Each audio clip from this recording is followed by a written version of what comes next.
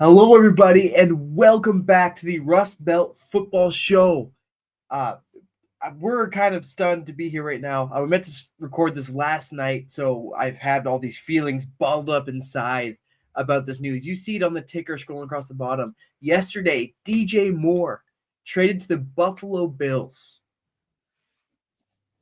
I saw DJ trade coming. I honestly was just thinking if he was going to get moved, it's going to be the Raiders. Alex,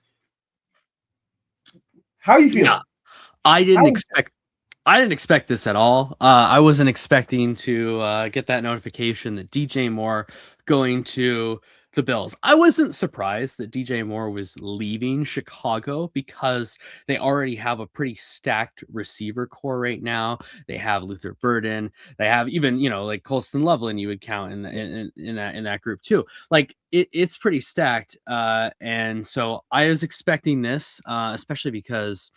And Romo Dunze, of course, but yeah, especially because DJ they're paying this man a lot of money. They want to get that down so they can pay other players. So I saw this coming. I didn't expect him to go to the Bills, however. And on one hand, initially there was there was a brief moment of, okay, we need a wide receiver. Yes, we got one. And then I thought about it a little bit more, and I'm like, And okay. I want to focus specifically on the draft compensation and in the how it was revealed over time. Yes, because initially we hear DJ is going to Buffalo. Buffalo doesn't. We don't hear that That's all they're. we know. Right. Yeah, that's all we know. We're not hearing that they're sending a player, anything about draft picks. Initially, you said it was reported that it was going to be a mid-round pick, which I would have been okay with. I would have been fine with that. Right. I was thinking a third or a fourth round pick, and I thought that was fair compensation for a guy like DJ. I agree, because this is a problem that Buffalo obviously needs to address. You and I have talked at length about this. Yes. So this is fine. I'm fine with a mid-level pick for someone like DJ Moore, because I think what DJ Moore would add to Buffalo is an elite wide receiver too. Not an elite wide receiver one by any means. I'd say elite wide receiver two, crazy. or crazy low wide receiver one, which is better than anything we have in Buffalo. Hold on. Okay. How are we defining a wide receiver one and a wide receiver two? Are you saying that he's not a guy you want to run your offense through? Is that what you're saying? No, I'm saying he would be a wide receiver one on Buffalo, but I'm saying he is not what I would say a wide receiver one. Like I'm not putting him up there with St. Brown. I'm not putting him up there. I am. I absolutely am. I wouldn't put him up there with I wouldn't put him up there with obviously Jefferson. I wouldn't put him up there with okay, so Puka Nacua I'm not going to pretend he's top 5 or JSN or anything like that, right? Being a low-end receiver one means you're saying he's between like the 28th and 32nd best receiver. I'd say he's in the 20s for sure. Yeah, that's crazy. Yeah, I'd say he's in the 20s. That's crazy. He's top 15 at worst. I don't think so. You watched a year where the offense was broken, and you watched a year where he was the 4th option because Ben Johnson doesn't like that archetype of receiver. Like, that does not mean he's a bad player by any means. That's crazy. We'll see what he does, because we have him now. You have to hate this trade then. You have to hate it. Yeah, I do. He's getting paid almost $30 million next year. Yeah, I'm gonna get it. I'm not a fan of this trade. I think we got fleeced by Chicago on this trade. 100%. I agree they got fleeced. Yeah. I mean, well, going back to the timeline, because wow, I did not expect to have this much to talk about. Okay. Yeah. No. So we hear that he's traded, and then we hear that it was a mid-round pick. I'm thinking, okay, that's fair. A 3rd-round pick would be great, right? I was thinking a 4th-round pick is fair. A 3rd-round pick would be great. All right, we probably have to take on some of the money, whatever. Mm-hmm. Then it comes out it's a 2nd for DJ and a 5th. That 5th is whatever. I agree. I could care less about it. Like it's a dice roll. Yeah. Okay. to get that second round pick is huge because that's a 60th pick in the draft. That's a top 60 pick in a draft that's really big in the middle in terms of Nate Tyson used to call them green chip guys. Really big in the middle. So I think that gives you a chance to draft a center. The Bears also went out and traded a 5th round pick next year for I am blanking on his name, Garrett Bradbury, the center for the Patriots, just a little bit ago today. So they have their center for this year squared away. I would imagine that he's not the long-term answer. So they trade for him. They draft a guy, develop him, whatever. The thing is, Buffalo also took on all of his money. Yeah. All of his money. Yeah. And then the nice thing about his deal was that after next year, if things don't work out, you could cut him and get out from under the deal pretty easily. But then they restructured to add guaranteed money into 2028. I think we got fleeced on this deal 100%. Okay. 100%. Wow. And I'm not, and I think I would have been okay with a 4th round, maybe a 3rd round pick. 2nd round, no, not a chance. We need that. We need the 1st and 2nd round pick. Buffalo needs some work. We Breaking news on the show. What? I'm devastated about it. Just Maxx now. Crosby was just traded to the Baltimore Ravens. Oh, wow. That's a huge get for Minter's new term there. Wow. That just happened now? That happened right now. Wow. Incredible. While I change the ticker. What? Okay, that's huge. We'll get into that in a second. We'll finish. We have to. Yes, absolutely. Okay. So I think you are going to be thrilled by the end of this season. This past year was the first year in DJ Moore's career since high school that his team finished with a winning record. Wow. DJ Moore has not been on a team that finished with a winning record since he was in high school. And that's crazy because he is almost 30 now. Like Caleb Williams is the best quarterback he has ever played with. Okay? He has not had a top 15 quarterback passing the ball in his entire career. Yeah. So that's the upside for me, is the potential there, because we have the number 1 quarterback in the league in Buffalo, in Josh Allen. Stretch, so I am excited to see what Josh Allen can do with DJ Moore for sure. I still am going to be in want of that true elite wide receiver 1 type, but I will say I don't know that there's going to be a much better option right now. No, he is the best option because he's a top 15 receiver in football.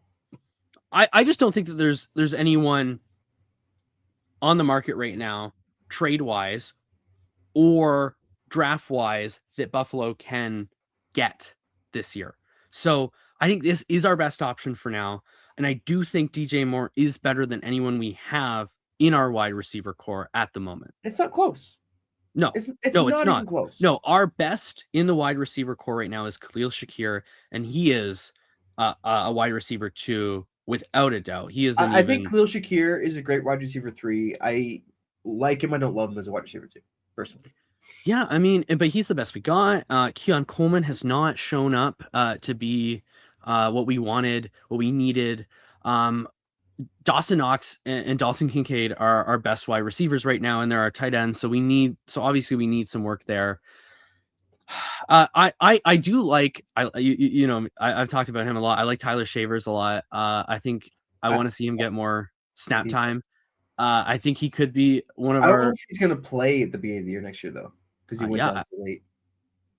So he's a guy that I want to see get more snaps as a wide receiver and really be utilized that way. But again, we don't have a lot going on in our wide receiver core, so DJ Moore will immediately be the best one, and it's not close. So I am like, I can't get over you saying that he's a I know. low end wide receiver 1. I think so. Yeah. I there's no way to quantify this. You know what? Yes, there is. I will make you a penny bet. And if you are honest with yourself and with me, by the end of next season, you will be willing to say that DJ Moore is a top 15 wide receiver in football. Well, I am certainly ready to eat my words if that happens, because and take the bet. Yeah, sure. I'll take it. It. Yeah, because I want Buffalo to do well, and I want us to have an elite wide receiver, and I want to see us in the Super Bowl. And if DJ Moore catching passes from Josh Allen gets us into the Super Bowl, I will be singing DJ Moore's praises every day for the rest of my life. Wow. I'm looking at the price tag. Maxx Crosby, sorry, this is an aside again, for 2 first-round picks. What? Wow. If that's the price, I am happy letting the Ravens have it. But anyways. Yeah, I mean, that's a lot. I do want to talk about this from the Bears' perspective as well. Yeah. Going into last year, I was saying that the Bears had the best receiving core in all of football. And I think that could have been true. I think that was a very reasonable take for the time. I was not anticipating, and this is to my fault and my lack of foresight, but I did not anticipate Ben Johnson's offense operating the way that it did, where I kind of threw out the idea that he's going to take everything from Detroit and moving it all over to Chicago because the personnel were different. Caleb is just a very different quarterback than Jared Goff. I think Caleb, I would argue, is already better than Jared Goff. I would take Caleb over Goff every time. I don't think I'd disagree with you on that, honestly. That's fine. As much as I'm disagree with me on that. A lot of people. I'm a Lions fan. Right. I love the Lions, but I don't think I'd disagree with you, honestly. Really? No. I think a lot of people would hate that take because they like a guy that can hit the layups. But give me a guy that can hit every throw, like we talked about in the Bears recap. But at the end of the day, Ben's offense did not really have room for a guy with DJ's skill set and with DJ's archetype. Where DJ excelled was with Justin Fields when he could run these super deep routes, and Fields had the arm and the chemistry with him to hit him, to give him the chances to go up. I'll never forget his 3 touchdown half against the Commanders, or they might have been the football team a few years ago. But he is an incredible talent. He did amazing things for the Bears. I will never forget the DJ Moore impact on the 2025 Bears season. Some of the most incredible catches. I'll never forget the sight of him laying down in the end zone because he gave absolutely everything to beat the Packers. I'll never forget Keyshawn Nixon's dirty cheap shot earlier in that game that almost took him out for a big chunk of that game. Just to have him burn him on that long touchdown in overtime. He was absolutely incredible for the Bears. He earned every penny of that extension. I just think at the end of the day, in this offense, as it is now, he's not going to be the number 1 option ever. Like, no matter how you shake it out, Colson Loveland is going to be the number 1 receiving option. And so if DJ Moore's at best your second guy, and then they drafted Rome in the first round, so they want to develop him to be the number 1 guy. They want to groom him into that. So you want him to, at that point, to be the 3rd guy. And then Burden showed enough juice that he could overtake him in the next year or 2 years. So then he's looking at the 4th guy, and you cannot pay the 3rd or 4th best option in your receiving game $28.5 million. So it's a move that had to happen because he's not going to restructure into a deal that makes sense fiscally for the team. I do think they're gearing up big time because they also cut Tremaine Edmonds. I was really hoping, as once that Tremaine Edmonds cut happened, I kind of thought, that kind of seems like the Bears are out on Crosby, because that was like the big thing that I was hearing was that the Rays were interested. But they've cleared up about $30-ish million. in cap space. I wonder if they're going to make a run at like Trey Hendrickson, or maybe a left tackle even. That would be really interesting. Because like I said before, they're not really targeting Tyler Linderbaum with the trade that they made for Garrett Bradbury. So yeah, I'm very fascinated to see how this goes. I think you're going to be thrilled with DJ Moore this year. I think we're going to see the best version of him, and I could not be more excited. Well, yeah, no, I wouldn't be surprised if, again, considering our wide receiver core options, he immediately becomes the number one guy and they give him a bunch of snaps. I wouldn't be surprised by that at all. He is the number one guy. Yeah. And so I'm eager to see how him and Josh Allen work together. Are they going to be like, how's their chemistry going to be? Because obviously that's going to be a big thing. Or, well, because I think Josh Allen towards the end of the season was kind of really building out this rapport with Dawson Knox and with Dalton Kincaid. And so I'm also eager to see how that continues. But yeah, for sure. I want to see. I think that was a marriage of necessity more than anything else. I think, well, absolutely. But I would love to see that develop more. And then, yeah, we'll see how things go with DJ Moore. But as of now, like, I'm not the most thrilled about this trade. And it has a lot of downsides, especially giving up that second round pick, especially all that money that we're going to be now giving over to him, which could be used in other areas. So it's I'm not the most thrilled with it. I don't hate it either because I know we need this so badly. We need a wide receiver, so I'm somewhere in the middle. Maybe I lean more towards disappointment. I maybe would have wanted there to be different news today, but yeah, that's where I'm at right now. And I'm, it is our best option for now. But you can dream, right? A Bills fan can dream, and we've been doing it for a long time. Yes, especially you can dream about winning one of the 4 Super Bowls you went to in a row. But yeah. That's definitely a dream if you think you're winning one of those. So I mean, moving over to this Maxx Crosby trade. Yeah. My initial reaction is I'm glad we didn't record this yesterday like we were initially going to, because I would have made a penny bet with you that the Bears would not select a player with that second round pick they got from the Bills. And I would have bet that he was going to be pick was going to be traded in a deal for a guy like Maxx Crosby. So yeah, I'm glad that I was saved from that. But I don't love it for the Ravens. I don't think. Okay. Why?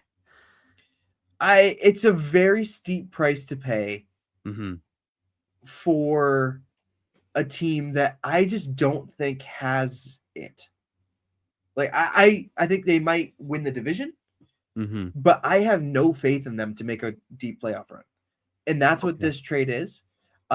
You're saying we're going all in, we're going for a big playoff run, because now you don't have a first round pick this year or next year. Yeah. And next year's class is obviously everyone says next year's class is going to be great every year. I genuinely think next year's class is going to be absolutely incredible. And so you're just giving the Raiders that extra leverage. They'll probably use that extra pick to trade up if they end up picking a little bit further back than they would like. It seems obvious to me. I just don't love it at the cost. The Ravens obviously need to do something with their defense. They've had so many fourth quarter blunders on their defense, especially, right? Because I saw it firsthand what Buffalo did to that Ravens defense, embarrassed them, right? Yeah. So they needed to do something big on their defense. And so far, I'm really liking Jesse Minter. And this seems like a big, bold move from him. Maybe it doesn't make a lot of sense logistically. Maybe there's a lot of downsides they're giving up. It's a steep price, but I like it. It's a bold move. Baltimore needs some bold moves because they've been playing it really, really safe the last couple years under John Harbaugh. Like they kind of have been staying the same. They've been stagnating. They've been going downhill. They need to do some big moves. This might give them a little bit of energy, a little bit of juice to get them going next year. So I like it. I understand why you like it, because I mean, I'll highlight the positives, because I didn't do a very good job of doing that initially. And that is my bad. But You're trading for a guy that's like 28, I believe, going to his 29 season. He's on a very team-friendly deal. He's on a very team-friendly deal because of when he signed his extension. And he's one of the only, I think he's one of the only pass rushers that really spends all of his time on the field. Most guys, like even Myles Garrett and all these guys, they come off the field for obvious running downs. And Maxx Crosby doesn't. He plays the run very, very well. He obviously rushes the passer very, very well. And he gives the Ravens that true 1A pass rusher that they've been looking for a long time. I like the Ravens defense. I really do. I think adding that elite pass rush really helps them, and that will really help them, especially in their division. It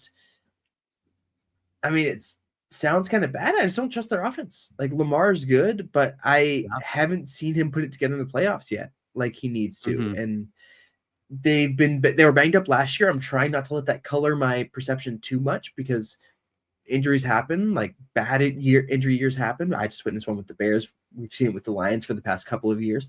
Yeah. And so to have that pass rush should not be overlooked. But I don't know. I think I would have rather seen them use those picks to go out and get an actual receiver that's not Zay Flowers.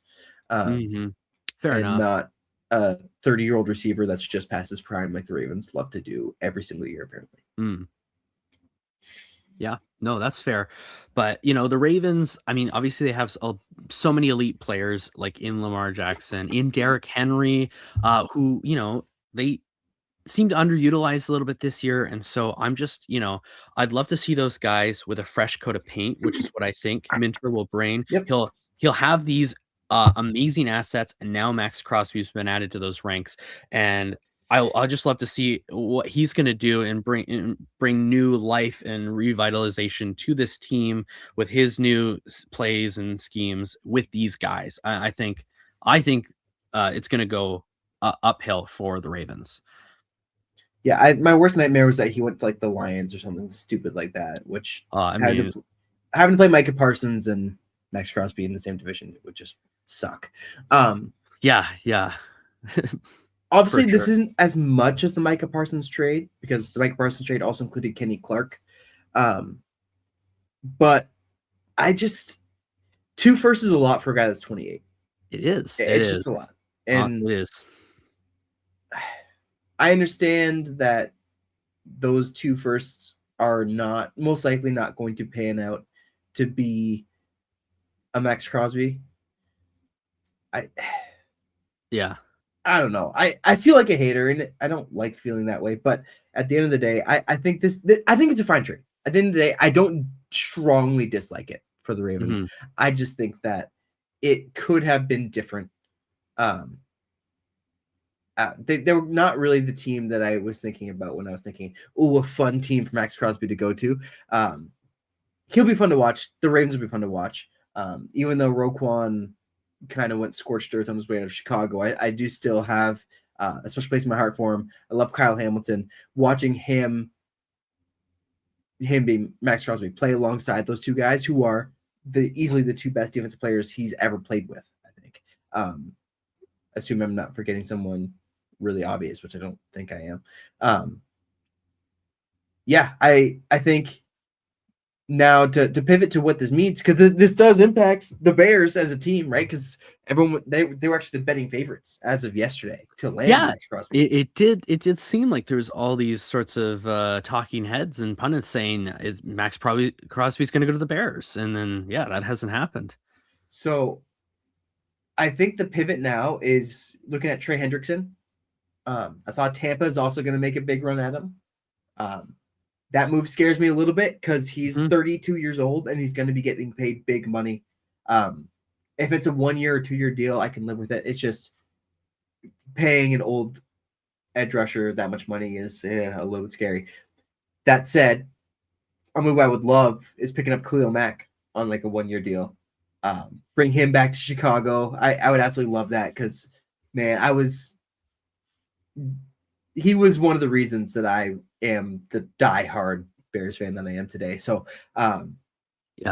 getting him back in the navy blue and orange would be special.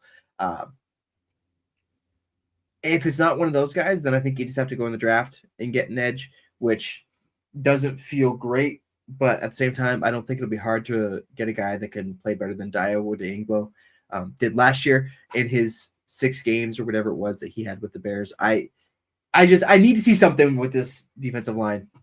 Maybe Cam Hayward, who's a free agent now, or not Cam Hayward. Who's the Cam Jordan? Cam Jordan is a free agent. I wouldn't be surprised to see him reunite with his former head coach Dennis Allen in Chicago. That would be interesting. They're clearing cap space for something. Yeah, the Tremaine Edmonds cut, the DJ Moore trade. Yeah, the Drew Dalman retirement wasn't planned, obviously, but that does create another $10 million in cap space. They're making room for something. And at this point, I would trust the office absolutely the Chicago office's decisions here, because the personnel decisions they made last year for this past season, like, phenomenal. So I'm expecting great things out of Chicago again this year. Yeah, I don't know what the plan. Because initially when I was talking to a fellow Bears fan at work, he was saying that, like, oh, there's the Tyler Linderbaum money as soon as the DJ Moore trade went through. And I was like, oh yeah, actually that makes a lot of sense. But I didn't love it, right? I would have rather got like a Connor Biadish, who the Commanders just cut, was also on the Cowboys before that, for half of the money that it would cost to bring in Linderbaum. Because I think a $22 million center is that's too much money. I know he's awesome, but it's just too much money. And so to bring in 3 guys for that money would be interesting. But I don't know. I get a feeling that they have their sights set on someone in particular. I could not tell you right now. Yeah. No, I'm curious to see. There's obviously so much happening behind the scenes right now, like, for all these crazy trades to happen. Like, oh man, if I could just be a fly on the room for some of these meetings, that would be so cool. Yeah, the war room videos are always really fascinating to me. Like during the draft and stuff, where I also, this is a guilty pleasure thing for me. Every year on the day of the draft, I watch the movie Draft Day. Which, really? have you ever seen that movie? I have not. You are going to come over for Thursday night before the draft starts, and before we do the live viewing together, we are going to watch Draft Day. It is the best bad movie I think I've ever seen. It makes no sense. The whole premise is dumb, but I absolutely love it. It is incredible. And like so many quotable lines. It's great. Amazing. But yeah, I think that's all we really need to talk about. Unless you have anything else. I think we would be remiss if we left the podcast before we talked about Myles Garrett's new record that he is trying to break. So we already saw that Myles Garrett broke the sack record this year. Right. It seems that he is also going for breaking the speeding ticket record as well. I had no idea where you were going with that. Well, I know, but I just saw the news came out either today or yesterday that Myles Garrett just got, what was it, his 7th speeding ticket? In the NFL. That's Georgia Bulldog numbers right there. So he is on 9th speeding ticket. Browns Myles Garrett cited for 9th speeding ticket since entering the NFL. So he already broke the sack record. I think he's trying to go for the speeding ticket record as well. I'm curious. I'm gonna check something real quick. Keep talking. I'm curious. Yeah, Cleveland Browns star defensive end Myles Garrett has received another citation for high-speed driving, his 9th since being drafted in 2017, and his 2nd for going more than 90 miles per hour since last summer.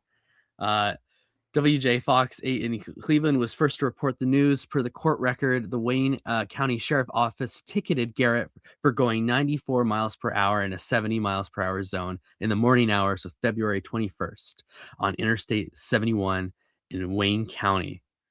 So there's obviously not exactly a database for how many speeding tickets a player gets. while they're in the NFL. There should be. I just typed it into ChatGPT to just look it up for me quick.